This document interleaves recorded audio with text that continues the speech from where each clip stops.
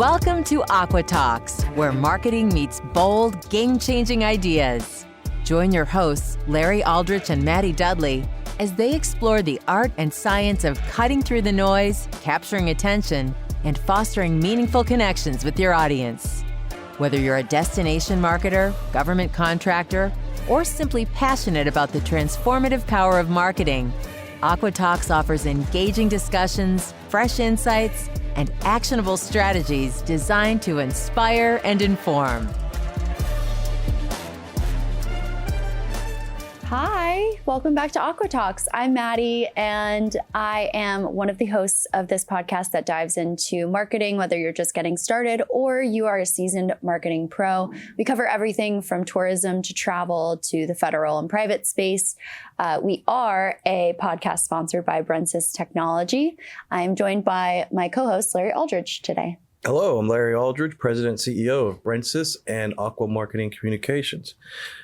Mady, you are the Public Relations Director, as you just introduced yourself. So I figured it'd be a good opportunity for me to take this time to talk a little bit about media training. Yes, and thank you for giving me this opportunity to talk about it. I've done like PowerPoint parties with my friends before, but I really want to just sit everybody down and give them all a solid media training, because I think it is such a good skill to have in your back pocket, no matter who you are, no matter what kind of industry that you're in.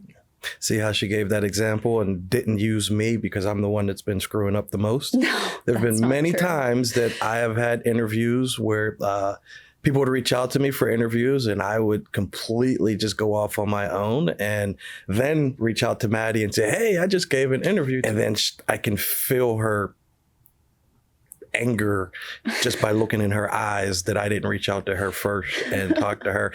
And I probably did a lot of things wrong. So I know it's media training and press training is a big topic in we like to every industry every industry and our destinations. I know with our federal contracts, our state contracts. So let's dive into that a little bit. So I got some questions. So let's do it. Let's have a conversation with me throwing some questions at you. For example, what is media training? So media training provides context to everyday people or executives or anyone who has an upcoming interview with a source from the media. So that could be someone who has a social media platform, someone who writes for a print magazine, someone who does a podcast like us. And that's prepping them, giving them the context of the state of the industry at the time. So me bringing all of my years of knowledge to the table and saying, this is how we usually do things here. So I give them media intel, an idea of how the media industry is going right now, which, it's a very volatile industry. A lot of people in news are losing their jobs and continue to. Media is also now evolving into being consumed off of social media channels. And a lot of writers have to commoditize their own content, and they need to make sure that it gets as many clicks as possible. So they're constantly trying to make it very like click-worthy or headline-worthy or stuff like that. So a lot of factors are working behind the scenes before you even go into an interview that you don't know what's going on. So that's what I'm there for. We're very thankful. A lot of our clients reach out to us and ask us about our public relations, and we are a full service marketing agency, and we do it all in-house to include public relations. So that kind of, as the public relations director, that sits you up there as the thought expert. And we're very thankful to have you and going into this media training that we're discussing right now. So what are some of the key components of an effective media training practice? Yeah. So as I mentioned earlier, I like to provide context behind what's going on in the media industry now. I also like to provide sort of techniques for how people can best communicate their talking points and their anchor points, as well as how to even come up with anchor points. I teach sort of techniques like flagging or flag planting, bridging, to make sure that everything flows and the conversation seems natural, because nerves can sometimes get the best of us. And media conversations when the cameras are on you and the lights are on you. Like even when we're sitting here doing the podcast, sometimes I'm like, I don't say the right thing. And then also even just basics of what to wear to a media interview, how to come across, but also just that every media opportunity is most likely going to be an opportunity for you to convey a message that you want to come across to readers, listeners, or people watching a TV show. So how do you coach someone to stay calm and composed during a hostile interview, or someone like me with a sense of humor that I'm always probably going to say something crazy or funny, or at least I think is funny. So how do you coach someone to do a proper interview? Well, first of all, I think it's extremely important in media interviews that you are yourself. I don't expect anybody to be a robot or a different version of themselves. It's just to be very specific and intentional about what is being said within the conversation, and what we really want to convey. So putting together talking points early on so nothing gets misconstrued or confused, or the writer takes something and runs with it, because that can sometimes happen too, where they can take your words and sort of use synonymous words to go along with it, and then quote you, and then that's how you're quoted. Has media training evolved since the rise of social media and digital news? Definitely. I mean, I think now more than ever, we're all more on than we have to be. We're just under constant surveillance. It kind of feels like I watched a TikTok yesterday of a couple celebrating Mother's Day, and they were just on their balcony celebrating, but someone decided, and it was cute, but someone decided to take a video and post it on TikTok. And I think just keeping in mind that your reputation is extremely important, and it's great to always come across on behalf of your company and the values that you stand for, just as a person. But social media has really made it evolve in that way, but it also has evolved because a lot of people get their news from social media now. Like I learned about Tom Petty passing away on Twitter. Like people get their news from TikTok, people get their news from Instagram, and there are independent journalists who are running accounts that are extremely popular and people use as their primary news source. Oh, I didn't even know Tom Petty passed away, so that's a news source. Oh, you're a couple of years late. Oh, wow. I don't know what I've been doing, but I missed that one. Oh, no. So sorry to break the news to you. Oh. So I watched I was watching the movie on my flight here about Bob Dylan. That's what it was. Right. Oh. Yeah, I liked it, actually. Yeah. I liked it a lot. And then I started chat GPTing if he was still alive, and he is. So. Yeah. But he had no say in the movie, apparently. He didn't? I get, or Timothy Chalamet still hasn't met him or something. Yeah. Love the movie though. It's a good movie. Interesting. Yeah. Then there are people like Bob Dylan who, I feel like you could never media train this man. He would absolutely never be media trained. But that's what he wants to convey. That's what he wants to be. That's the hill he wants to die on. So I always ask people who I'm media training, what hill do you want to die on? What do you want to be known for? Because these articles will live on with you and your internet history of you existing in the world. So a personality like his. Yeah. Very famous, very talented folk singer. Yes. I realized that and learned that when I watched the movie. Didn't know Johnny Cash was a folk singer either. I thought he was country. Yeah. But a good movie. Someone with that type of personality just keeps his head down, stares at his shoes when he's walking.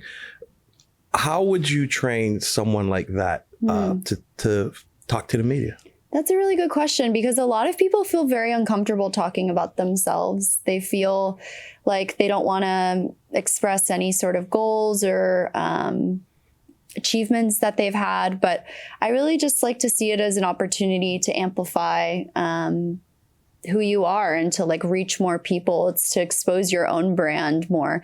I mean, to be completely honest, I think without the power of PR, people like Bob Dylan would not be as famous and popular as they are. Like the Beatles, they had so much reach because of media, and a lot of other famous bands had a lot of reach in that way because of media as well.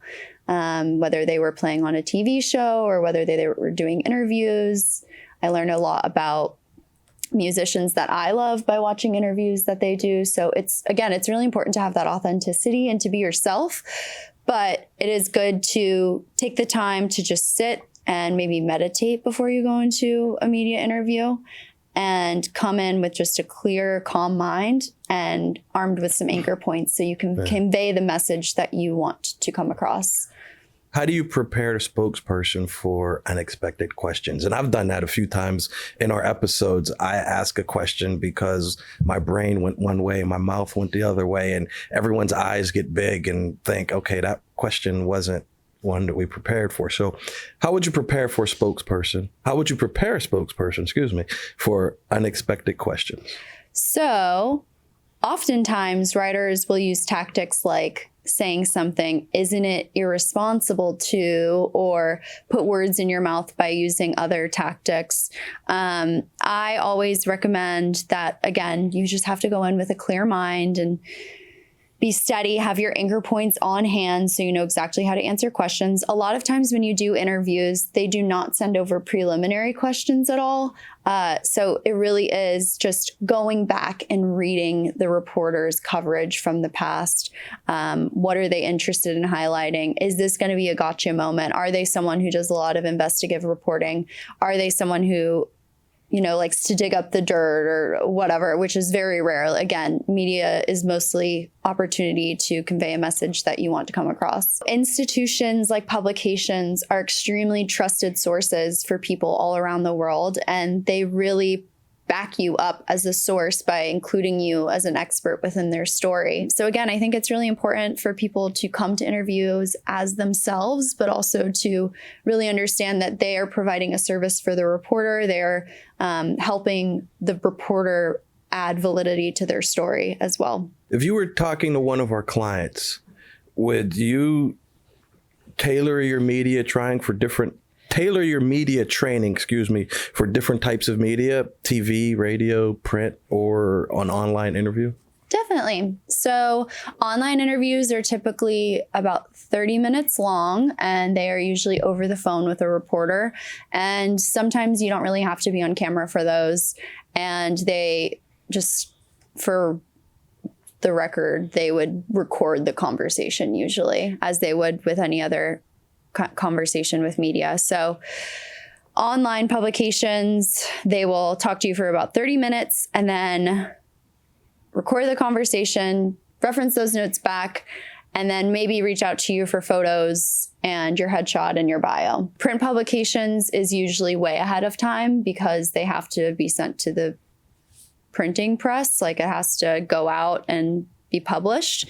So it takes a little bit more time for those articles to come out. I just like to gauge expectations of clients when we're working on that, to say it may be a couple of months rather than a couple of weeks, like an online article.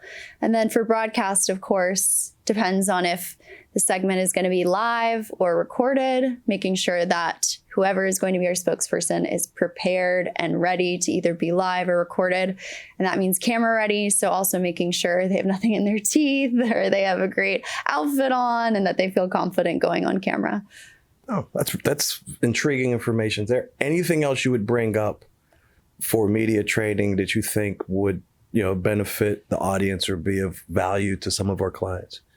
Anything that you could think of that you would think would be a hot topic? Oh gosh, I feel like I could just ramble on forever.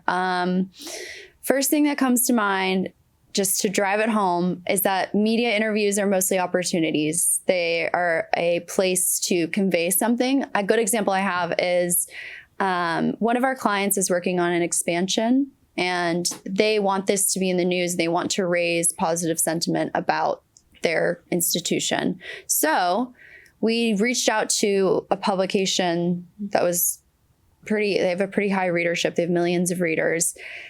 We reached out to this publication who wasn't writing a story about that specific topic at the time, but then we were able to sort of add in the element of the expansion. So when people were reading about this relevant topic, they were also then reading about the fact that we were growing and that we're doing good things and that we're experts in the arena.